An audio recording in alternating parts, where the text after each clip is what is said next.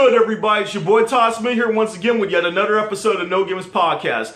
As you can see, I'm flying solo this time around. Unfortunately, my tag team partner Dale Clifford was not able to join me this time around due to some technical difficulties. However, stay tuned. Him and I will tackle the next episode together. But for now, I'd like to welcome you all to our WWE Smackdown exclusive pay-per-view Backlash recap. I'm going to give you a rundown of each of the matches, kind of provide a quick analysis, and at the end I will give you my final grade on the no gimmick scale. So let's go ahead and get to the first match. So in the first matchup of the evening, we had Shinsuke Nakamura, who's making his SmackDown Live pay-per-view debut, taking on Dolph Ziggler. So not as strong of an outing for Nakamura as we would have expected. You know, with all the build and everything that he's gotten over the last several weeks, I kind of would have expected him to get more offense and look more dominant in this match. Solid storytelling here, though, when Nakamura kind of playing the face in peril at times.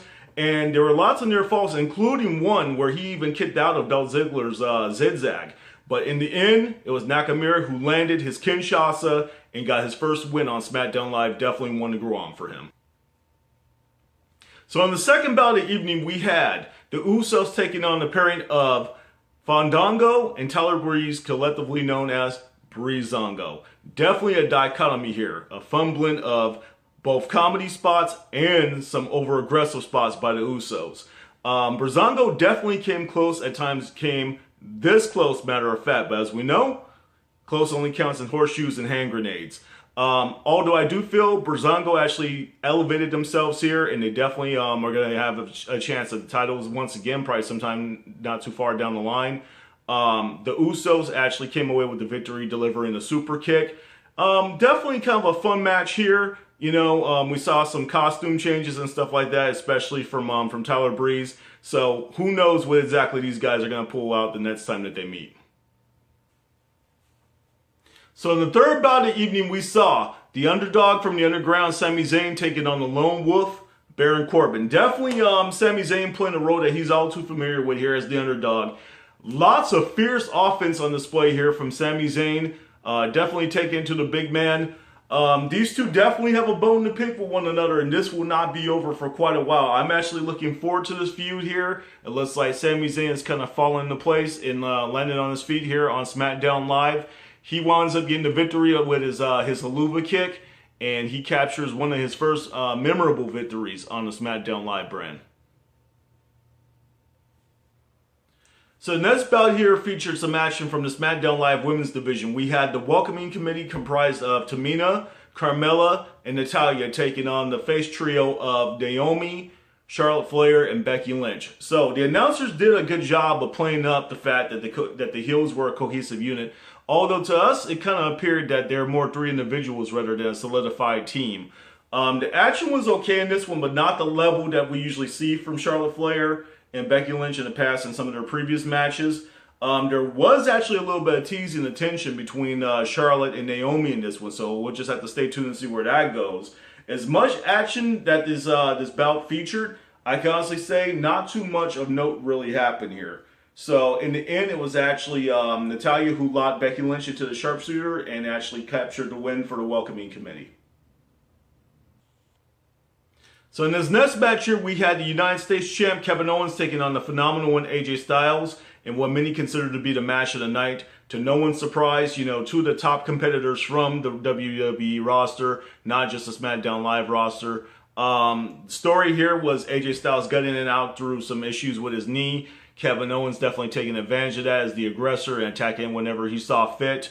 There were some momentum swings here, also some definitely good signs of intensity. Also desperation, some great chemistry between the two. The WWE really whet our appetite tonight by allowing Owens to retain via the count out.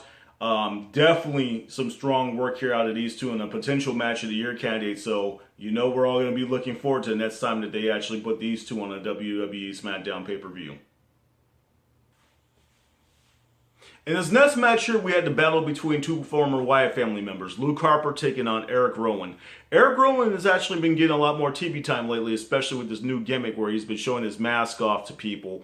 Definitely a solid slugfest between these two big men. As we know, Luke Harper is a very strong worker, and he actually displayed some of his creative offense during the course of this match, including a Hurricane Rana on Erick Rowan.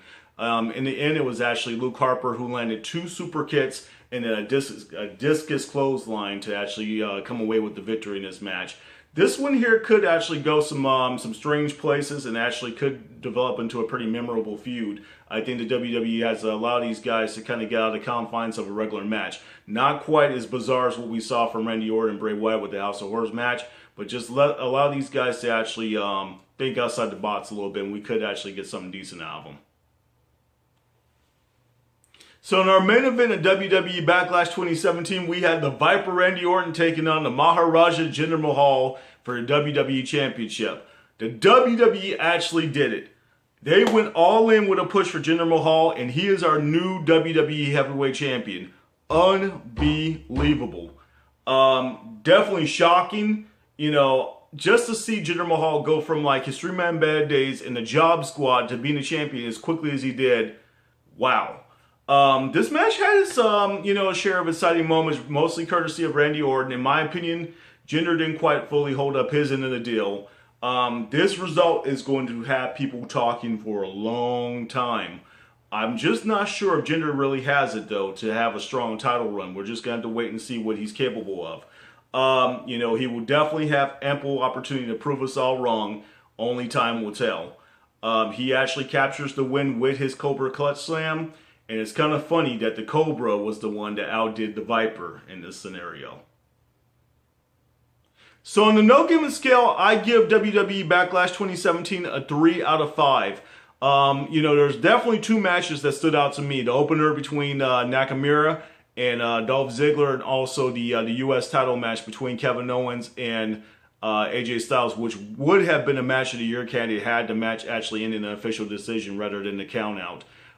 Did not really expect too much from this pay-per-view. I really kind of looked at it on paper as nothing more than a glorified Smackdown. So it had some good moments, and it also had a couple of decent moments, but nothing that really, was bad in my opinion at least. So thank you for joining us for our WWE Smackdown Backlash 2017 recap. As usual, please subscribe to us on our official YouTube channel at www.youtube.com/The No Gimmicks Podcast. Please like our Facebook page. Follow us on Twitter at the No Gimmicks PC, and also my personal account on Instagram at Todd Smith, TNGP. And also remember, sharing is caring. So thank you for tuning in for this episode of the No Gimmicks Podcast as we recapped WWE Backlash 2017. Until next time around, it's your boy Todd Smith here, out here in Bristol, Connecticut, signing off. Y'all take care.